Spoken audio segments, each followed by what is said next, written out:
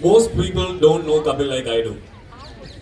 I haven't known him for a long time. It's probably been like maybe 5 years since we started working together, and we've never we've never broken away since. I have been with Kapil in almost everything, and he's been with me in almost everything as well. In fact, the first book that Kapil wrote, we wrote together. And the only reason we've been able to work for so many long years is because we never agree on things. And I think that has been a testament to our relationship. We never agree on things, but we always tend to find a middle ground. And that is the beauty of having to be with somebody like Kapil Gupta. He's a parallel entrepreneur. He's built multiple startups. He's been doing digital marketing since digital existed. Like Facebook came out in 2007, I think 2004, and he's been doing this since the past 20 years. He's now ventured into the space of mental health, but I think the idea for Kapil doing mental health stemmed maybe like 5 or 10 years ago, and it stems from his own life itself. Right? Kapil was not, he wasn't he didn't have all the resources in life to be where he's at today, and he's defeated poverty. He's defeated, like social classism or whatever. He went to the US to do his studies. He worked there for 10 years. And all of that is not possible for somebody who used to live in a one-bedroom apartment with five of his family members who actually shared one washroom for more than 5 years. Breaking that sort of poverty in India is really hard. And what Kapil has achieved so far in his life is, of course, tremendous. But I think over the past 20 or 30 years of his career or his adult life, he has shaped a lot of views for himself, and he's sort of established these ideologies that have now sort of been formed into a book, and that is the book that is called KGism. So the KGism is essentially the way to live life through the lens of KG. And I would now like to welcome Kapil Gupta himself on the stage to speak a few words about the book. Thank you so much, Kushi. Firstly, let me disagree on a couple of points you made. Classic Kapil. So first of all, my journey with mental health did not start 10 years back. Okay? My journey with mental health is probably what I consider as the most unique journey. It started a day before the first lockdown. I was a digital marketing entrepreneur at the time. I was running a startup. I had, a lot of kids who are in 20s and 30s, early 30s and, mostly 20s working for me. And I saw their lives kind of test. The first lockdown, the day before the first lockdown, I put what was supposed to be a sarcastic Facebook post by a digital entrepreneur that said, I hope Modi ji has kept enough money in the budget for suicide prevention and depression. That's it. That was my mental health journey starting. I put a funny Facebook post. That led to a lot of people coming and asking me about mental health. I doing a lot of research. I spent literally the next year and a half looking at what was going on in the industry, figured out the gaps, and there came Soul. And it's what started off as partly my passion project is over a period of time starting to convert into a business, and probably one of the largest businesses I would ever build. So, back to you. Thank you so much for that, Kapil. I think a lot of you might be clueless right now. I didn't explain KGism that well, but partly because I don't practice it completely as well. But I think let's hear it from Kapil himself, right? Let's try to understand what KGism is about, and maybe some of you guys can sort of relate to it, or maybe not relate to it as well, and sort of try and understand a new way of living life. So Kapil, can you just, in a brief sort of like thingy, can you explain what KGism is? So let me first very simplistically say it, and then I will kind of give some references to it. KGism, simply put, is my way of living. Okay, and you would say my way of living, but that's everybody has a way of living. What's so special about that? I've lived a rather unique life. As Bhushan mentioned, I was born in a house where there were 5 members of the family. We lived in one room and we shared a bathroom with 3 families. From there on, I lived a certain childhood. I used to be a sorry kid. I used to cry, I used to be bullied, all of that. And here I stand today. Okay? And I think people say personalities don't change, but I consider myself as a living proof of people and their personalities can change. I can literally have people come here who might even go to the extent of calling me a bully, though I won't agree with that. Anyway, I've lived life on my own terms. Okay, 100% on my own terms. For all the good and the bad of it, for all the evil and the happiness of it, for everything. And I very clearly claim every part of my life as my own. Every mistake made in my life as my own. Every accomplishment made in my life as my own. In fact, the first chapter on the book is called as Aham Brahmasmi, which means, in my world, it means I am responsible for anything and everything that happens in my life. And for me, that has been the most liberating journey of life. So that's KGism, and there are a lot of very interesting tidbits. I'm sure Bhushan will mention a couple of them as he goes further. But it's been, it's a very different approach to life as people view it, and that has been talked about in the book. I don't do a lot of references in the book of personal examples of here is what happened, because I think that's not really relevant. What is relevant is to kind of define the approach and really what it means in my life and what could it mean in other people's life. One other thing I must mention before I hand it back to Bhushan, nowhere in the approach of KGism will it ever say that this is a winning approach to life. Everywhere you will see this is a winning approach to life for me. And I have always very sincerely believed my way of living is my way of living, none of your way of living. I would hate to tell anybody how to live their life, and I definitely don't let anybody tell me how to live my life. So, back to you. Thank you so much for that. I think that brings me to another thing. So some of you, you might be able to relate because I've struggled with this as well. Most people struggle with, like purpose in life. Guys, raise your hands if you struggle with that as well. Like you don't know what your next step is going to be, how your career is going to pan out in the next 5 years, or what is the purpose of life, right? I think that's an existential crisis I've had for the past many years. I still struggle with it. So Kapil, what do you think, what does KGism has in store for people like that, for people like me, and multiple other people like that here, who might struggle with the same thing? So, let me start off with the basic in that. The first part of defining your purpose in life, is simply to take a step back and start looking at your life. And say, here is where I want to take my next step. Here is where I want to be 5 years from now. None of you are going to be able to do that. We all face existential crisis because we worry about where will we be 5 years from now, or 2 years from now, or 10 years, or 20 years from now. I don't live like that. I really don't live like that.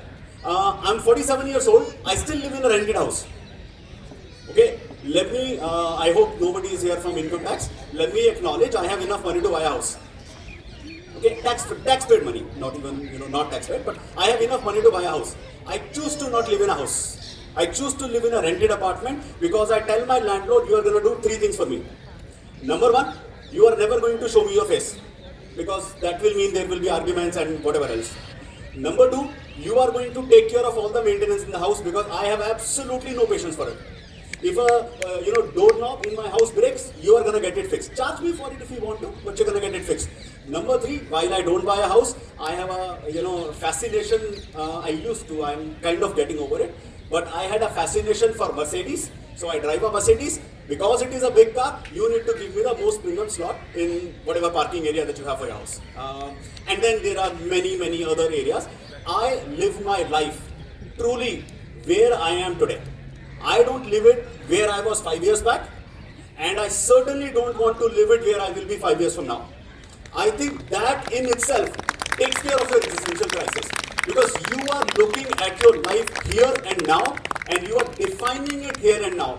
The book will detail it in a lot of manners in talking about what does it really mean. So for that, you will have to read the detailed book. That's superb. There's this story I remember about Kapil. He keeps telling it all the time because he forgets that he's told me many stories and now I remember all of them. So there's a story that he tells. he had a neighbor who he used to meet in the lift, right? And that neighbor would always tell him that, Kapilji, I always see you in the lift and you go to the office 6 a.m. in the morning, you come back at 10 p.m. and you're always bloody whistling in the lift here. How are you so happy? So I want to ask Kapil, what does happiness mean for you? Because Kapil is probably the happiest person I've seen in the entire world, and it doesn't seem to phase him somehow. And I've been trying to learn that. I cannot. I have my tight phases, but he doesn't. And he's been this happy for since whenever I've known him. And just tell us the secret sauce and how can the dopamine addled youth of today sort of learn from you and build a happy life for themselves as well. Sure. So 2 mantras for it. Number 1, if I can do something about it, why worry? Why not simply do it? And if I can't do something about it, why worry? I can't do anything about it. So for me, that becomes one extremely important part of how I look at things. I don't get hassled with it. I mean, today in the morning, when I left home, it started to rain. And my first thought when it started to rain was not, oh my God, what's going to happen to my literature festival? My first thought, and I'm not joking, my first thought in my head was, how will I make use of this rain to get some branding, some visibility, something for PVLF? That I think is an extremely important part that people miss out. They get worried, they get hassled. For every small, big, everything in their life, they have somebody to blame. They have something to, oh my God. I don't live like that. I'm very clear. If you can do something about it, why worry? If you can't, then why worry at all? Number 2, as I said, I started off in this, in this stage in my life as a sorry, poor kid. Okay, and I'm not saying poor in terms of just money. I'm saying poor in terms of my approach to life. Having faced all sorts of bullying, all sorts of everything that you would see. Whatever I lose now, I don't think I can end up there. And if I don't end up there, I progress somewhere in life. So it's that, it's that approach and that attitude of not really needing to accomplish anything. Accomplishing a lot. Okay, I haven't retired and there is no way in hell I will retire till I physically am not able to do anything. But that ability to just be able to absorb whatever life throws your way, to just be able to plan where you want to be, taking your next step and just going about it. That's great, that's great. Final few questions for Kapil. I think one of the things that I've known about him for the past many years is that he's very avid about equality. And we're standing here in Sundar Nursery where, I think a lot of people would like to call themselves liberal. And Kapil told me about 3 years ago that most liberal people who tend to be left-leaning are not really liberal. You know why? Kapil, can you tell people why that left-leaning people or liberal people, as they like to call themselves, are not really liberal? So, most conservative people in the society that we live in, and it is probably because more people are liberal these days, most conservative people have accepted that they are people with liberal point of view. They have accepted it. They can live with it. They don't get, they don't have their blood boil and want to kill everything when they see a liberal person. The problem with liberal people, liberal in itself means acceptance for all viewpoints. I don't understand for the heck of me, if liberal means accepting all viewpoints, why can't liberal people accept conservative viewpoint? What's so wrong with that? So that's where I find liberal people I'm not going to generalize it for everyone in all situations, but I find liberal people as the more dangerous mob that goes around. Because they can't accept a conservative view. I live my life the way I live my life, you can do whatever the heck you want. That brings me to another sort of controversial topic. And this is probably the final question, Kapil. I think this will define KGism and equality as well. Kapil has a really different definition of feminism than most people would like to believe or most people do accept. Kapil, can you share please a little bit more about that? The four people theory plus other things as well in terms of equality. So, four people theory is not necessarily about feminism, but let me share that because it's a very important aspect of how I look at everything around. I believe relationships in the 21st century, and I will include marriage in this. Okay, I believe relationships in the 21st century haven't evolved. Everything around us has evolved.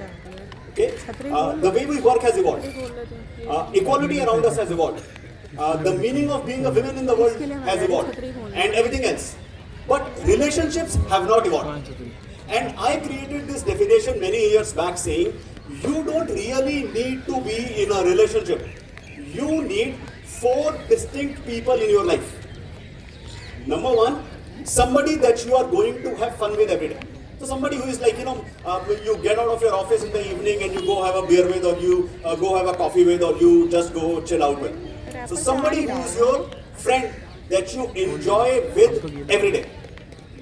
Number 2, somebody that you share intimate secrets of your life with. It doesn't need to be the person that you go out with every day, but somebody that you are compatible enough that you share the intimate secrets of your life with. Number 3, the person that you want to grow old with. Okay? Soulmate, if I could call it that. I don't really believe in that concept, but let me call it that. Person you want to grow old with.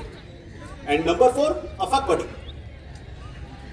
Now, society in specifically relationships, specifically spousal relationships, and spousal relationship do not mean a boy and a girl.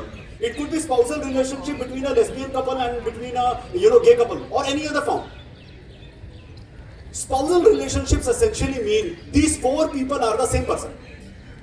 You have to enjoy with me every day.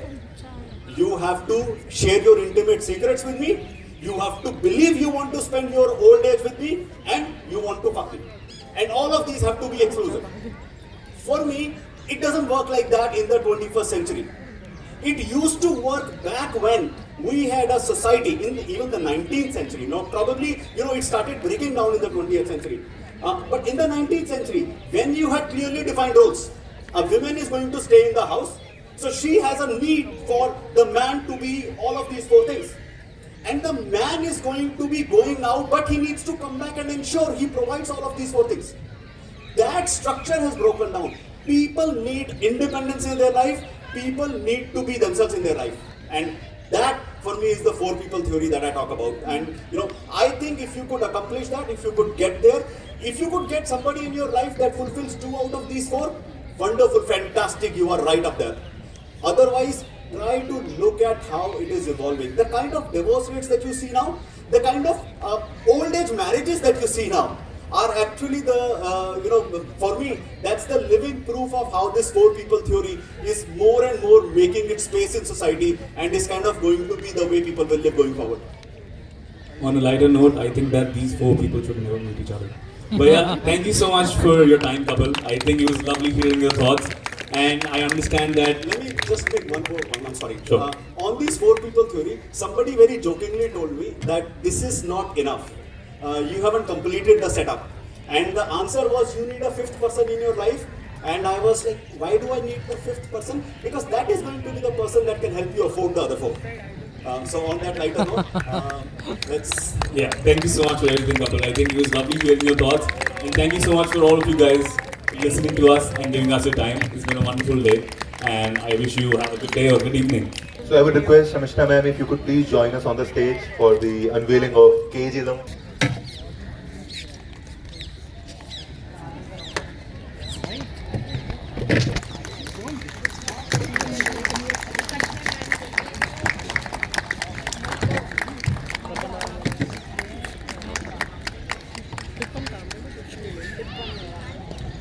तो सब चल गए क्या sir करने बोला अंदर जाओ MBD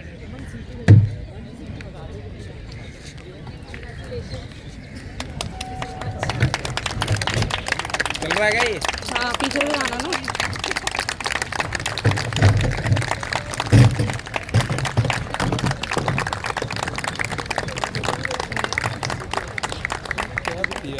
I just want to thank a few people for this particular book. While I do talk in my book about the fact that I don't really believe in sorries and thank yous, but I do want to specifically mention Prince Publications, the publisher of this book.